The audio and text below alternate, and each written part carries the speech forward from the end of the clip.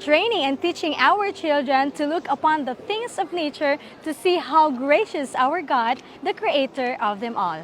Ang Departamento sa Kabataan, kauban sa pagdumala ni Ma'am Mary Joy C. Mamak, ang ato ang Children's Ministries Director di sa atong kaumahan sa Southern Mindanao Mission nagpasiugda og SMM-wide Children's Integrated Convention and Workshop.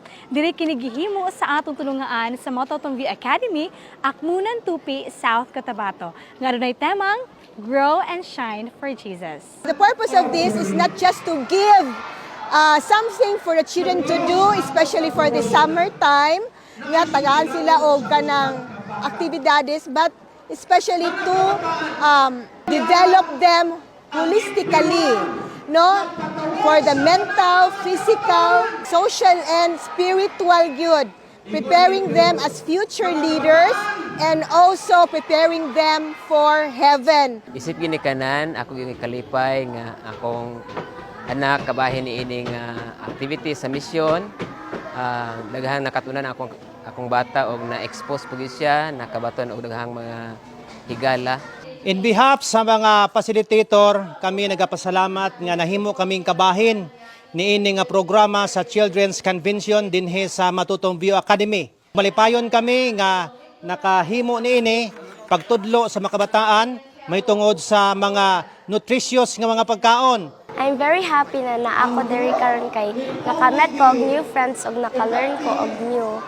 Na-learn ako diri nga how can we be a light to the world, stand for the right, obtain wisdom and knowledge with God, and be a blessing to others. Knowledge and wisdom without God is useless, so we need to use our talents for His ministry. Be honest, even if others are not. Here's a pin of inspiration for the children. Growing isn't just about getting better or older. It's about becoming more like Jesus every day. That means being kind to others, sharing with those in need, and always being ready to forgive.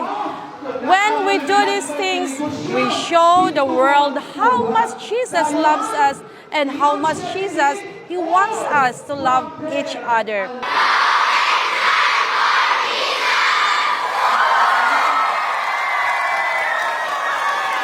Ingon pa sa theme song sa ato mga kabataan, each of us has gifts to share, showing others that we care, to let them know God is real, let's make that our mission seal. Kini si Kapaglaom Hanlin Asoy, reporting alang sa Mispa Live News and Commentaries.